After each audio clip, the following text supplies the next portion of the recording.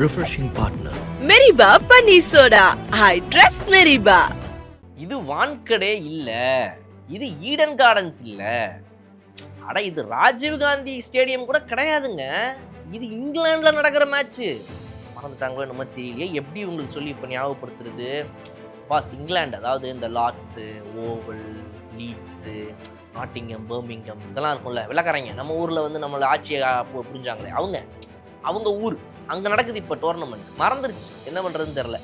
இப்படி தட்டி ஒரு சீவுனா பறக்கும் போல இந்த டீப் பேக்வர்ட் ஸ்கொயரில் 6 அப்படின்னு பார்த்தா அங்கே ஒரு ஃபீல்டர் நிற்கிறாரு, பிடிச்சிட்டாரு. எப்படிங்க எங்கள் ஊரில் அடிச்சு அது 6 போகுதே அப்படின்னு யோசிக்கிற மாதிரி இன்றைக்கி வந்து இந்தியன் கிரிக்கெட் டீமோட நிலைமை இருக்குது. இதை பற்றி நம்ம ஏற்கனவே போன வீடியோவில் பேசியிருந்தோம், ஒரு 7-8 மாதத்துக்கு முன்னாடி பேசியிருந்தோம், ஒரு வருஷத்துக்கு முன்னாடி பேசியிருந்தோம். இந்தியன் கிரிக்கெட் டீம் இப்படியே இந்தியாவுக்குள்ளேயும் ஏஷியன் கண்டிஷன்ஸ்லையுமே ஆடி கப்பு மேலே கப்படிச்சு கெத்து காட்டிகிட்டு இருக்குதே.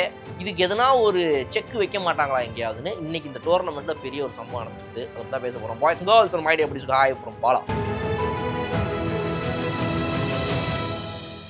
India versus England T20 series நடந்துட்டு இருக்குது. ஏற்கனவே இந்தியா வர்சஸ் அயர்லாந்து இப்போ தான் நடந்து முடிஞ்சுது. அது ஒரு பெரிய அடி பொழக்கப்பட்டோம் நம்ம. அடுத்து அங்கே அடியை வாங்கினதுக்கப்புறமா அடுத்து அயர்லாந்து அடித்தா மட்டும் பத்தாது, எங்களை இங்கிலாண்டும் அடிக்கணும் அப்படின்னு உரிமையோடு வந்து நம்ம வெள்ளக்காரங்கிட்ட அடி வாங்கிட்டு ஒரு அன்னைக்கு 3வது T20 முடிஞ்சு போய் அதுலேயும் தோற்று போயாச்சு. இப்படிப்பட்ட இந்த தோல்வியில் மிக முக்கியமான விஷயம் எங்களால் கவனிச்சிருந்துருப்பீங்க. அவங்க வந்து பார்த்தீங்க அப்படின்னா வந்து 201 for 7ன்னு நினைக்கிறேன். இங்கிலாந்து அணி பார்த்தீங்க அப்படின்னா எக்ஸாக்ட் ஸ்கோர் ஆமாம் 201 for 7. நம்ம பார்த்தீங்க அப்படின்னா ஒரு 12 ஓவர் கூட நம்மளால் பேட்டிங் பண்ண முடியல.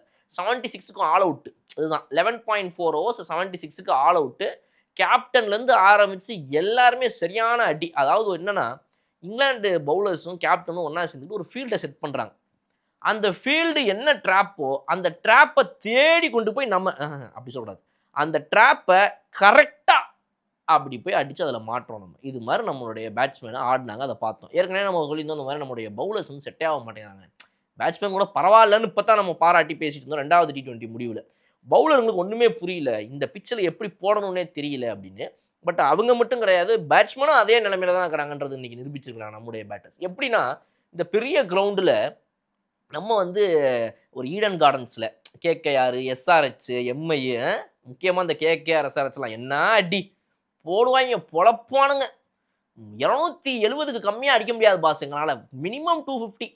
நாங்கள் தோற்று போனால் கூட 200 கம்மியாக எங்களால் அடிக்க முடியாது, புரியுமா உங்களுக்கு அப்படின்னு பேசுகிற மாதிரி இருந்ததெல்லாம் போக இன்றைக்கி உங்களுக்கு 76க்கு ஆல் அவுட் ஆகிற நிலைமை ஏற்பட்டுருக்குது. அப்படின்னா அதுக்கு காரணம் நம்ம இப்போவுமே வந்துட்டு முட்டு கொடுத்துட்டு ஒரு மேட்ச் ஏதோ தோற்று போயிட்டாங்க, இதெல்லாம் ஒரு விஷயமாக சொல்ல முடியுமா? அந்தந்த நாடுகள்லாம் பாருங்கள் எவ்வளோ சீரியஸாக தோற்று போகுது. நம்ம சீரியஸாக கிரிக்கெட் விளையாடி ஏதோ ஒரு தடவை 2 தடவை தோற்று போகிறோம் அப்படின்னு முட்டு கொடுத்தோன்னா வேலைக்கு ஆகாதுங்க. அப்போ 2007 வந்து நம்ம எப்படி போயிட்டு செம்மையாக தோற்று பங்களாதேஷ்லாம் வேர்ல்டு கப்பில் அடி வாங்கிட்டு வெளியே எக்ஸிட் ஆனோமோ அந்த நிலைமை ஏற்பட்டுரும். எனக்கு யாரும் நம்மளை காப்பாற்ற முடியாது. அப்போ அந்த மாதிரி ஒரு நிலைமை ஏற்படக்கூடாதுன்னா அட்லீஸ்ட் நம்ம இப்போத்துக்கு டக்குன்னு முழிச்சுக்கிட்டு பண்ண வேண்டிய ஒரு முக்கியமான விஷயம் என்ன அப்படின்னா, நம்ம இன்னுமே நம்மளுடைய இந்தியன் கண்டிஷன்ஸில் மட்டுமே விளையாடிட்டு நம்மளை ஒரு பெரிய பிஸ்து அப்படின்னு நினச்சிட்டு இருக்கிறத நிறுத்திட்டு அப்பப்போ நம்ம ஏற்கனவே போன வீடியோஸை சொன்ன மாதிரி இந்த IPLக்கு மட்டும் மற்ற நாடுகள்லாம் வரணும், ஆனால் நம்ம அந்த கண்ட்ரீஸ்க்கு போகவே மாட்டோன்ற அந்த அடத்தெல்லாம் நிறுத்திட்டு ஒழுங்காக நம்மளுடைய பிளேயர்ஸை இங்கிலீஷ் கண்டிஷன்ஸில் விளாடுறதுக்கு அப்பப்போ அனுப்பணும். அவங்க விளாடுற கவுண்டி கிரிக்கெட்டுக்கு அனுப்பணும், அங்கே நடக்கிற இந்த 100 டோர்னமெண்ட்டுக்கு அனுப்பணும். இந்த வரட்டு கௌரவத்தெல்லாம் விட்டுட்டு எல்லா நாடுகளும் நமக்கு வரும் மாதிரி நம்மளும் அந்த நாட்டுக்கு போக ஆரம்பிக்கணும். நம்ம மட்டும் ஒன்றும் அங்கேருந்து எங்கேயோ முளைச்சி உள்ளே வரல. அதனால் அதை முதல்ல நம்ம BCCI முதல்ல ஒரு டெசிஷன்லாம் எடுத்தால் மட்டும்தான் இங்கிலீஷ் கண்டிஷன்ஸில் நம்மளுடைய பிளேயர்ஸ் ஒழுங்காக விளாடுவாங்க. அதுவும் முக்கியமாக பேட்டர்ஸ். இப்படி சீவுறாரு நம்ம இஷான் கிஷன், ஷார்ட் பால் போடுறாங்க, பின்னாடி ஆள் நிற்கிறாரு, சீவுறாரு. எல்லாம் பார்த்தீங்க அப்படின்னா இந்த பிஹைண்ட் த ஸ்கொயரில் மட்டும்தான் எல்லா விக்கெட்டுமே. எப்படி சொல்கிறேன் உங்களுக்கு, இங்கேருந்து பார்க்குறீங்க பிஹைண்ட் த ஸ்கொயர் தான் எல்லா விக்கெட்டுமே. கீப்பரை சுற்றி இருக்கிற இங்கே இந்த செமி சர்க்கிளில் தான் எல்லா விக்கெட்டுமே. அந்த பக்கம்லாம் விக்கெட்டே கிடையாதுன்ற மாதிரி தான் பல விக்கெட்டு போச்சு. எல்லாம் பார்த்தீங்க அப்படின்னா அந்த ஷார்ட் பாலை போடுறாங்க, சைடில் நம்ம ஆளுங்க சீவுறாங்க, லெஃப்ட் ஹேண்டரா இருந்தா இப்படி, ரைட் ஹேண்டரா இருந்தா அப்படி. ஆனால் பிடிக்கிறதெல்லாம் பார்த்தீங்கன்னா இங்கே தான் ஆளுங்க. அந்த மாதிரி ஷார்ட் பாலில் மட்டுமே அவுட் ஆன பேட்ஸ்மேன் எவ்வளோ பேர் தெரியுமா? நம்ம கீப்பர் கேட்ச் கொடுத்து சூரியவன்ஷி, வழக்கம் போல் தலைவன் 3rd மேனில் சிவி, நம்ம அபிஷேக் சர்மா, இப்படி எல்லாருமே அந்த இதுக்கு தான் வந்துட்டு இன்றைக்கி அவுட் ஆனாங்க.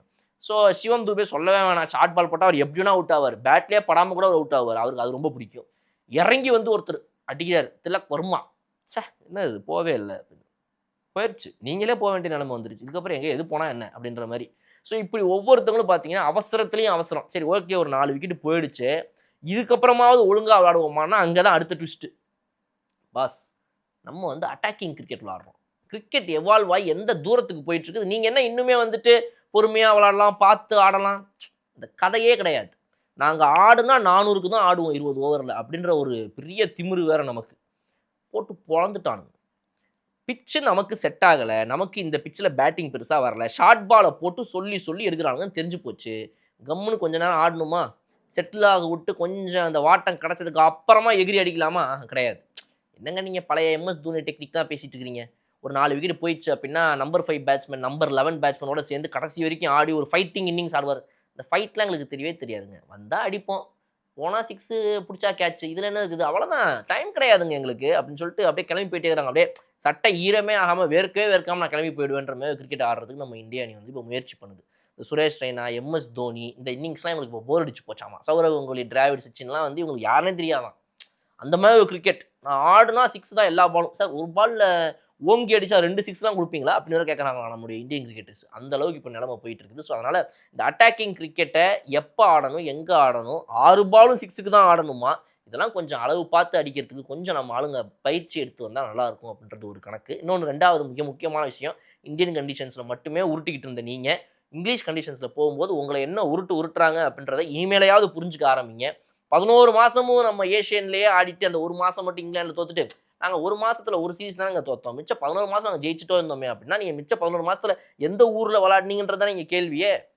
நீங்கள் வேர்ல்டு கப்லேருந்து ஆரம்பிச்சு சாம்பியன்ஸ் ட்ராஃபி வரைக்கும் ஒரே ஸ்டேடியத்தில் விளையாடி அவுட் ஜெயிச்சுட்டு கிளம்பி கப்பை வாங்கிட்டு போயிட்டே இருப்பீங்க. அதை பார்த்துட்டு மொத்த உலகமும் கை தட்டிட்டு சூப்பர் அப்படின்னு சொல்லுமா? அப்போ இந்த கிரிக்கெட்டை ரசித்து பார்க்கக்கூடிய இந்தியன் கிரிக்கெட்டர் ஃபேன்ஸுக்கு தயவுசெய்து உண்மையாக இருக்கணும் அப்படின்னா பிசிசிஐ இனிமேலையாவது தான் பெரிய ஜாம்பவான்றதெல்லாம் நிறுத்திட்டு மற்ற நாடுகளுக்கு நம்ம வீரர்களை அனுப்பி விளாட வச்சு கொஞ்சம் ஓரளவுக்கு கொண்டு வரணும் அப்படின்ற ஒரு விஷயத்தோட இந்த வீடியோ முடிச்சுக்கிறோம். பட் நீங்கள் சொல்லுங்கள், இருக்கிறதுலே மோசமாக பண்ணது நம்ம இந்தியன் பேட்டர்ஸில் யார்?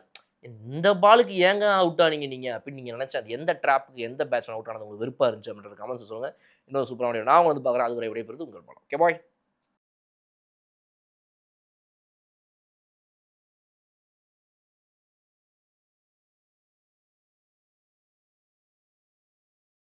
Refreshing partner Meriba Paneer Soda.